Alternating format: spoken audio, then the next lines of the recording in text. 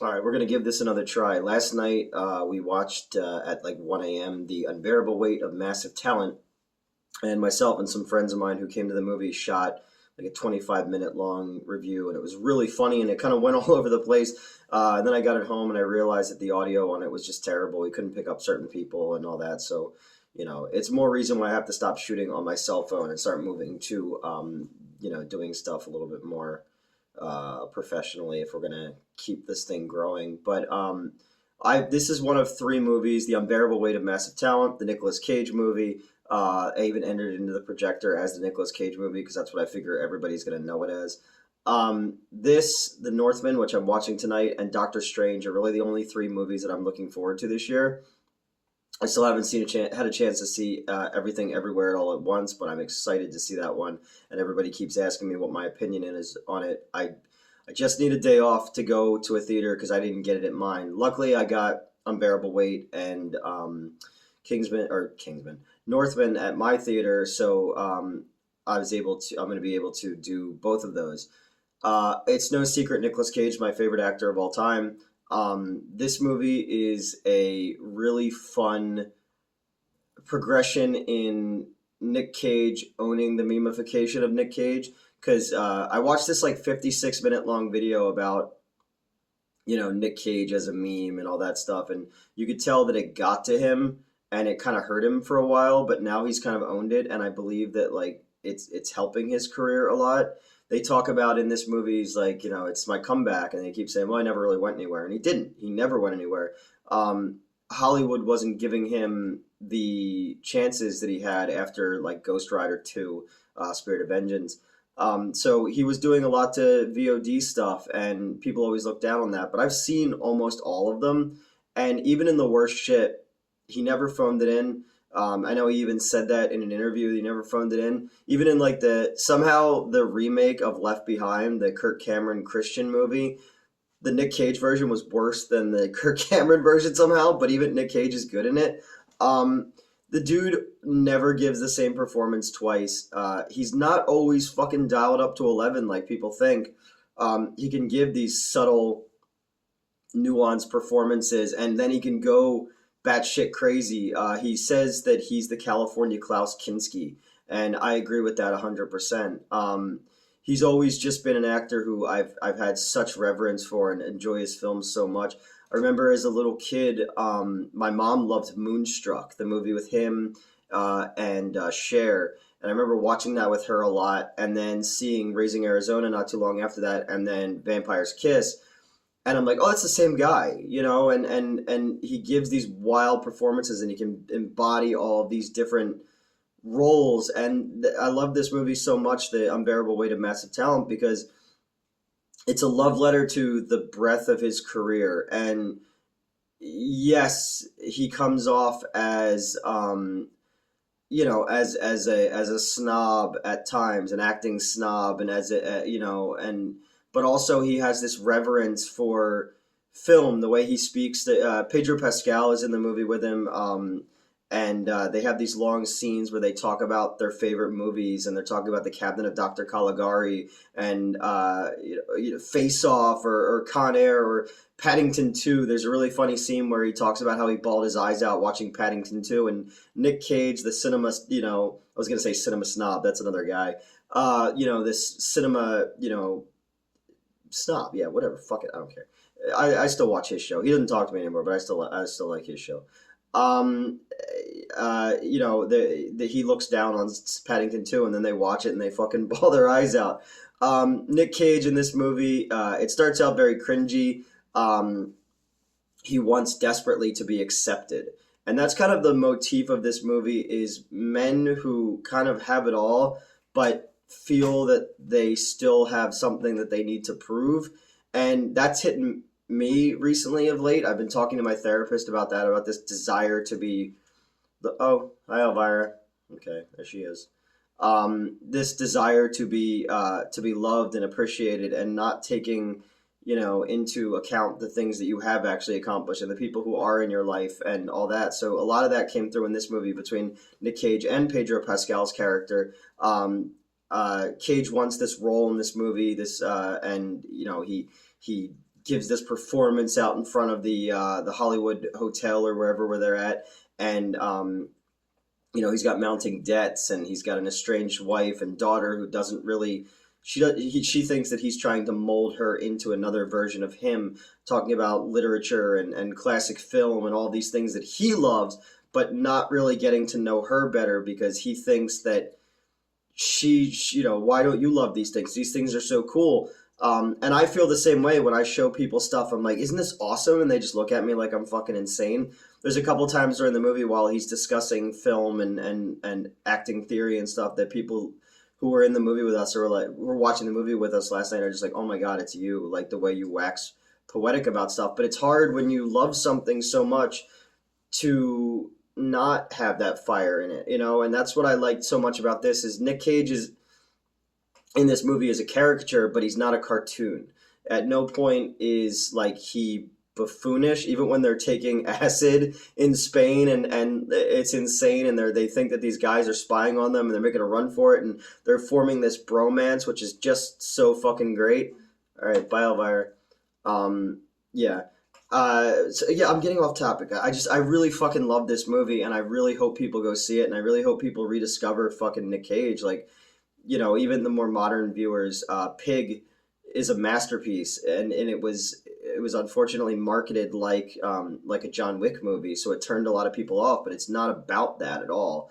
Mandy. Fucking Mandy is mind blowing. I love that movie, and I wish that more people saw it. And it's on Shudder right now. It's fucking amazing. Cage has this. After Mandy, something happens, and he comes back inside, and it shows how uncaring the universe is when it shows he's at his lowest point in that any man ever could be at. And the commercial on TV is the Cheddar Goblin, which is done by the Too Many Cooks people, and it just shows that Lovecraftian, uncaring universe towards our plights. And then he just has this fucking freak out in the bathroom, and it's amazing, and it's cathartic, and it's raw, and it just shows how he elevates, as an actor, how he can elevate any scene, and how he can play all these different emotions. And I've just always fucking been a fan of the dude, and I've always felt bad about how he was treated, but I also understand why people look at him the way that they do. You look at something like Leaving Las Vegas, which is just fucking brutal. Like what he put himself through as an actor. I'm like, you're making pretend, but he fucking went there, and it shows in the movie of this man who's drinking himself to death. And the movie is just like, I've never dealt with addiction before, but I know a lot of people who have. And watching that movie, you're just like, oh my God, like it hits all those notes, and it's really brutal and sad and raw and human. But this movie, I keep getting off topic because I just want to talk about. I'm like trying to like knock all the Nic Cage shit in there because this movie like it touches on everything. It touches on the Croods too, and guarding Tess and all the Weatherman and there's reference to fucking the Wicker Man in it, which if you watch that movie as a comedy, it's fucking hilarious. But he's he gets an offer to go to Spain to appear at this birthday party, and it's for Pedro Pascal, who's this super fan of Nicolas Cage, and he wrote this screenplay that he wants Nic Cage to be in.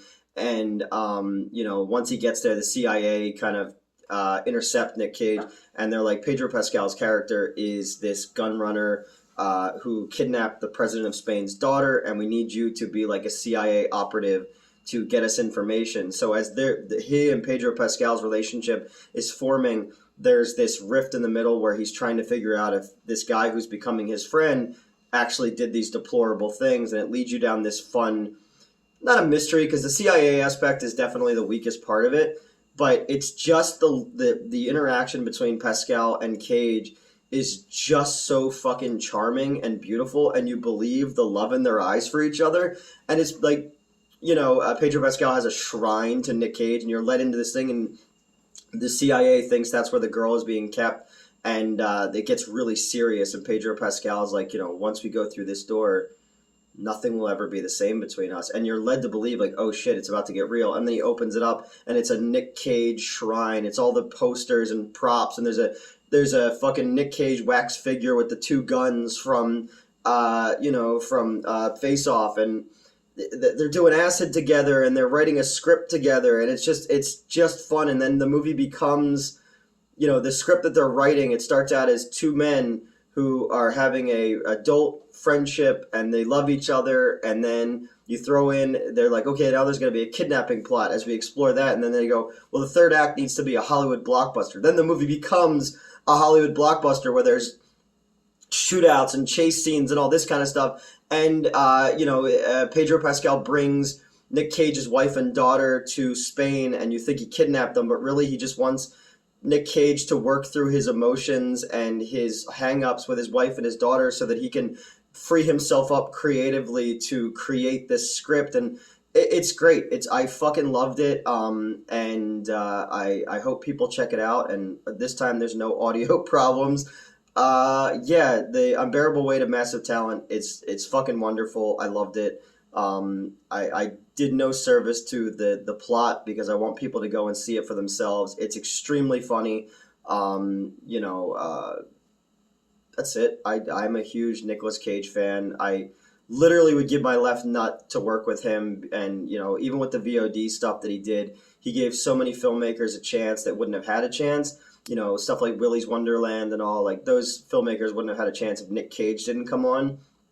And, to put him in the same boat as a Bruce Willis was doing it because he knew that the end was near, and he needed to make some money. And knowing that, I feel bad about the people making fun of him for phoning stuff in. But Cage, even in like the worst fucking movies, he gave something. And I was talking last night about his scene in Kick-Ass where, he's basically playing Adam West when he's in the suit, and then he's like screaming while, giving Hit Girl the instructions, and it's just like, this is a crazy dial to 11 performance. Oh, this movie has Nicky. Nic Cage has like a imaginary friend that's basically him in that, if you ever look online of that clip of him doing flips and throwing money into the crowd from that talk show, that is his alter basically that speaks to him and is kind of like his conscience, sort of like imaginary Elvis that Val Kilmer played in True Romance. And it's great. And then he makes out with his imaginary friend, and the line was, Nic Cage fucking smooches good, and I love that. I want to use that more, the Nicolas fucking Cage, and it just goes on. It's like somebody sort of scored a soccer goal. It just stretches out. No, there's just so many things about this movie that I really dug, and I'm so glad that it lived up to the hype. So tonight we're going to do Northman, which is Nicholas Egger's newest film. I'm a much bigger fan of The Witch than I am of The Lighthouse, but I get it. I really dug Lighthouse as well. But I'll talk about it in the review. It's always your perception of the movie is sometimes jaded by the theater experience that you had while watching it. So I'll talk about that in that review. The Unbearable Weight of Massive Talent. Please go see it. It's fucking awesome. Go back and rewatch the Nic Cage catalog because his stuff is fucking good and he always gives something. And I'm hoping that he kind of makes. Bring him back as Ghost Rider in this new multiverse stuff. Like that would be fucking awesome. Give me that and give me Affleck as Daredevil one more time. Like that would be fucking killer. So check it out. That's it. I gotta go to work. Bye.